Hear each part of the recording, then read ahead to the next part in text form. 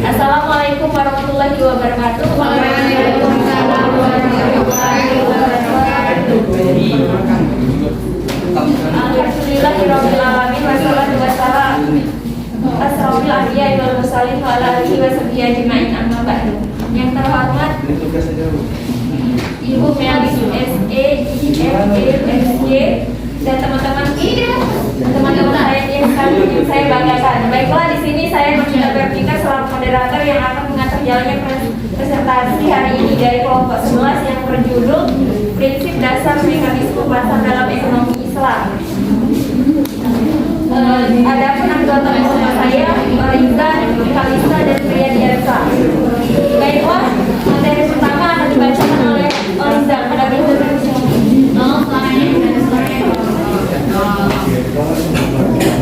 Pasar pada permulaan Islam diturunkan di suatu penduduk yang aktivitas perdagangannya tergolong maju pada saat itu.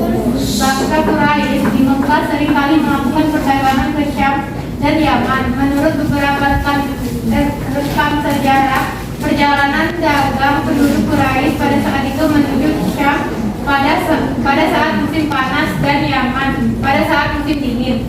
Hal tersebut telah tertulis juga dalam Al-Quran selain beberapa perjalanan yang dilakukan oleh saudagar Arab di era tersebut. Ada juga beberapa pasar yang menjadi ajang bagi transaksi yang mereka lakukan, baik cara bersermampun yang lainnya. Di antara pasar tersebut antara lain: 1. Humatul Jadal, 2. Muhafar, 3. Suhar, 4. Dabah, 5. Sihir, 6. Aden, 7. Sana, 8. Radia, 9. Ukas, 10. Zulmajas, 11. Mina, 12. Nazar, 13. Najir, 14. Nazar Hijir. Pasar pada masa Rasulullah. Muhammad dilahirkan di suatu masyarakat yang maju dalam hal perdagangan. Dengan dukungan internet dan internasional, Muhammad tumbuh menjadi sosok pedagang yang juga sangat mengerti bagaimana mekanisme pasar. Tepat pada saat Muhammad tumbuh menjadi remaja, dengan hanya bermodalkan yaitu kejujuran, dia pun mampu bekerja sama dengan pemilik modal pada saat itu, Khadijah, sehingga Muhammad lebih dari 10 tahun menggeluti dunia bisnis dengan total ekspedisi yang dilakukan 6 kali. Bisa disimpulkan bahwa Muhammad pada umur 20-20 tahun adalah seorang pembelajar bidang bisnis yang kemudian membuahkan kompetensi dalam dirinya. Nabi tidak menetapkan harga jual dengan alasan bahwa dengan menetapkan harga akan mengakibatkan kezaliman, sedangkan zalim adalah haram. baiklah, materi selanjutnya akan dilanjutkan oleh Priyansa. C. Beberapa histori dalam pasar perspektif Islam. Seringkali ada beberapa gangguan di pasar yang biasa disebut dengan market distortion. Menurut Adi Warman, garis besarnya ekonomi Islam mengidentifikasi 3 bentuk histori pasar, yakni 1. Rekayasa penawaran dan rekayasa permintaan dalam fikih Islam. Rekayasa penawaran lebih dikenal dengan ittihad, sedangkan rekayasa permintaan dikenal dengan rai najais. Tadlis 2. Tadlis penipuan atau penipuan. Penipuan dapat diambil 4 bentuk, yakni penipuan menyangkut jumlah barang, mutu harga barang dan waktu penyerahan barang. 3. Takrir atau kerancuan atau sentikal dengan garal, juga mengambil 4 bentuk yang menyangkut kualitas, harga dan waktu penyerahan barang. Semua bentuk histori tersebut sangat tidak sesuai dengan maksud al-syariah dan mengakibatkan kerusakan pada pasar. Hal ini menzalimi manusia karena akan ada pihak yang pasti dirugikan. D. Lembaga hizbah sebagai bentuk pengawasan pasar.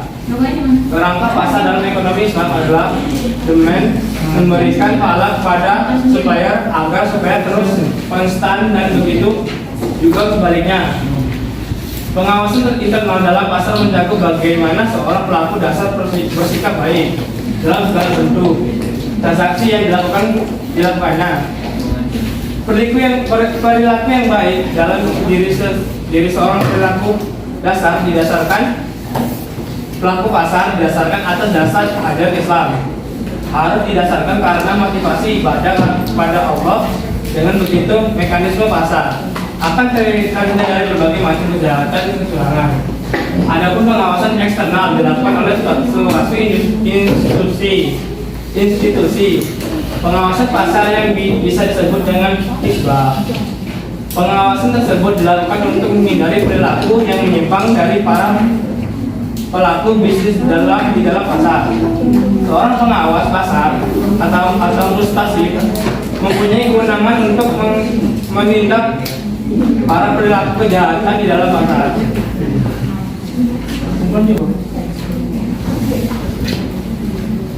Baiklah, untuk menambah wawasan kita tentang materi ini, saya akan membuka sesi tanya jawab yang memberikan hanya tuliskan hingga pertanyaan. Bagi yang ingin bertanya silakan. Pada Laila.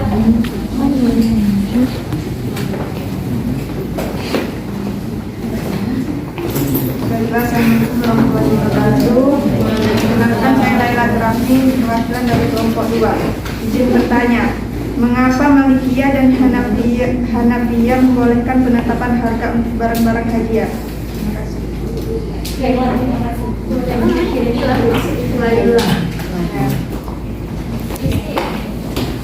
Baiklah, Assalamualaikum warahmatullahi wabarakatuh. Waalaikumsalam. Perkenalkan, nama saya Istiani Sanatun dari kelompok 2. Di pasar pada masa Rasulullah, di situ dijelaskan mengenai mekanisme pasar. Di sini saya ingin bertanya, apa yang menjadi motif utama mengapa Rasulullah melarang tasir? Terima kasih. Perkenalkan, nama saya Nadia, perwakilan dari kelompok 3 yang bertanya. Bagaimanakah penerapan mekanisme sesuai dengan prinsip syariah? Pertanyaan Laila akan dijawab oleh Fariza. Baiklah, Naila, pertanyaannya mengapa Malikiyah dan Hanafiyah membolehkan penetapan harga untuk barang-barang hajijat sering. Hal ini dilakukan untuk menghindari hal-hal yang tidak diinginkan, yaitu apabila pembeli barang dagangan mematok harga yang tinggi, maka dalam kondisi seperti ini pemimpin dan stafnya berhak menentukan harga dengan tujuan untuk keselamatan masyarakat.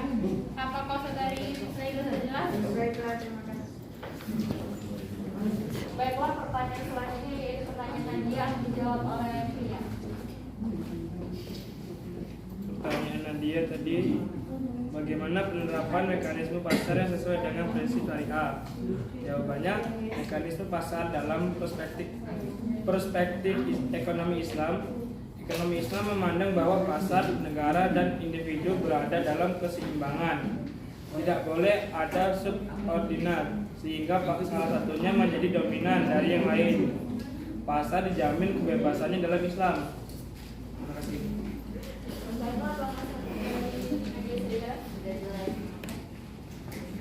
Pertanyaan terakhir dari Istiani yang ingin saya jawab sendiri. Pertanyaannya, apa yang menjadi motif utama mengapa Rasulullah melarang tasir? Yang menjadi motif utama mengapa Rasulullah melarang tasir adalah penetapan harga yang terlalu tinggi dan akibatnya adalah menyusahkan masyarakat. Jikalau penetapan harga untuk kebaikan dan maslahah untuk masyarakat, maka tasir tidak apa-apa dilakukan, dan ini tidak menyalahi hadis di atas. Berarti kalau berdasarkan masalah itu boleh? Iya. Ya, terima kasih.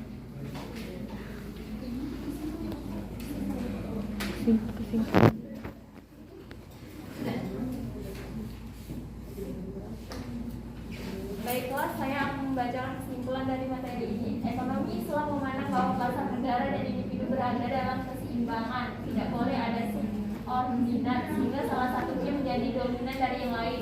Pasar dijamin kebebasannya dalam Islam. Pasar bebas menentukan menentukan cara-cara produksi dan harga. Tidak boleh ada gangguan yang mengakibatkan rusaknya keseimbangan pasar. Tetapi oleh karena sulitnya diterima pasar yang berjalan sendiri secara adil dan distorasi pasar sering terjadi sehingga dapat merugikan para pihak, maka Islam membolehkan adanya